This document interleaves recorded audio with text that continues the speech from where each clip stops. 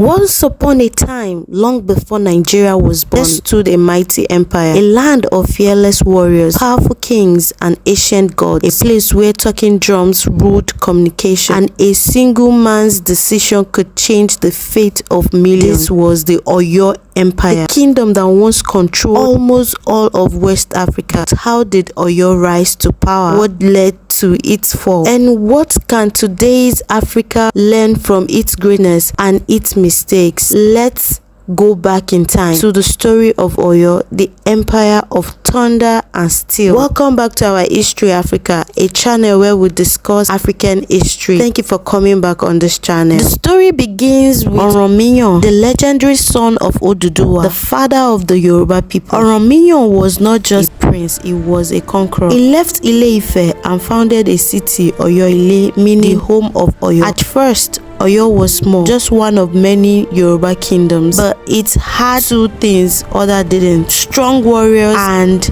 a smart system of leadership. The king, called the Alaafin, ruled the land, but he was not alone. He had advisors known as the Oyomesi, led by the wise Basharun, and beyond them were the Ogboni, spiritual elders who balanced power and justice. This was not a dictatorship, it was early African democracy and accountability. As Oyo grew, its warriors became famous, especially the Esho, the elite cavalrymen. They rode horses imported from the north, thundering across the savannah. Oyo's power stretched wide, from modern-day Nigeria to parts of Benin, Togo, and even Ghana. The empire became rich through trade in kola nut, ivory, leather, and later, sadly, the slave trade. But what made Oyo special was not just its army, it was its system of law and order. Every chief had limits, every king had advisors. If the Alaafin became wicked or corrupt, the Oyomesi could present him an empty calabash, a symbol that he must take his own life. Power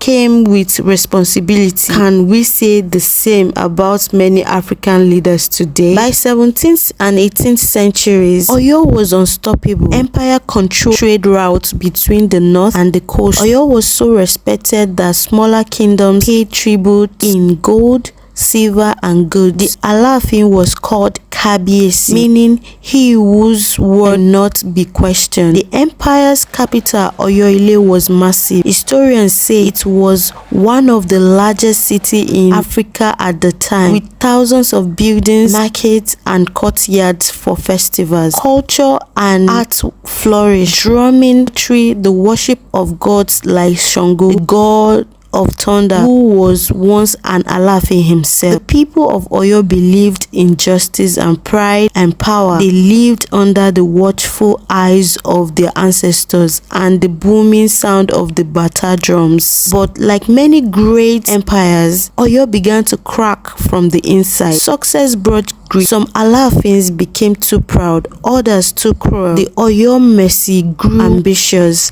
The Esho, once protectors of the land, began fighting each other, and as unity faded, enemies gathered at the borders. The Fulani Jihad in the north and the Dahomey warriors in the west began to test Oyo's strength. Instead of standing together, Oyo's leaders fought among themselves. Sounds familiar? That's what happens even in today's Africa, when leaders forget that power without unity leads to destruction. By the early 18th century, Oyo was in deep trouble. The Dahomey kingdom stopped paying tribute. The Fulani jihadists attacked from the north, and then the unthinkable happened. Oyo-Ile was destroyed. The royal city, once filled with drums and joy, fell silent. The Alaafin fled south to found a new city called Oyo Atiba, but it was never the same. The empire that once ruled West Africa had collapsed. Yet, even in its fall, Oyo left behind something powerful, a system of governance, culture, and identity that still shape the Yoruba world today.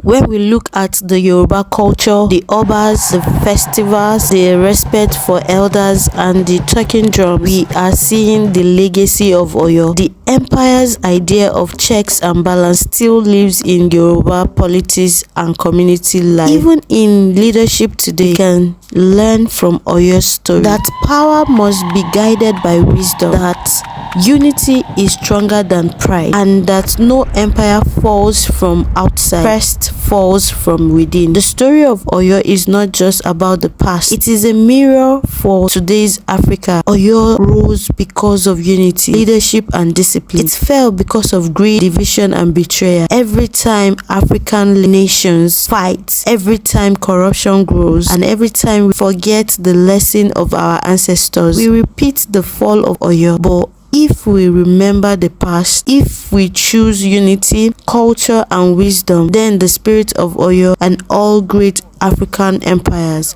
will rise again. The Oyo Empire may have fallen, but its heartbeat still lives in today's culture, the music and the strength of its people. Do you think Africa can rise again like the Oyo Empire? Drop your thoughts in the comments and don't forget to like, share and to subscribe to this channel.